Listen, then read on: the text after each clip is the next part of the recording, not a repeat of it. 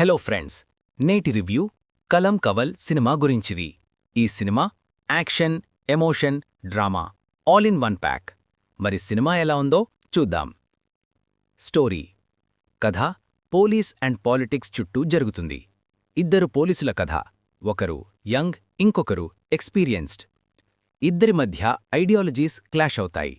కానీ గ్రామంలో జరిగే క్రైమ్, అవినీతి, రాజకీయ కుతంత్రాలు వీళ్ళిద్దరినీ ఒకేసారి పోరాడే సిచ్యువేషన్కి తీసుకెళ్తాయి.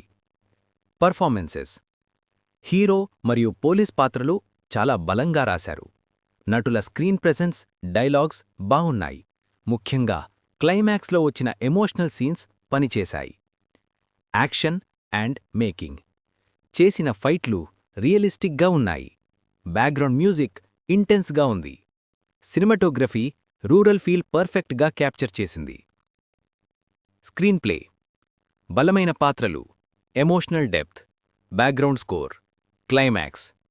మైనస్ పాయింట్స్: కొన్ని సీన్స్ కొన్ని చోట్ల డ్రాగ్ అవుతాయి. కమర్షియల్ ఎలిమెంట్స్ కాస్త ఫాలోడ్ ఫార్ములా.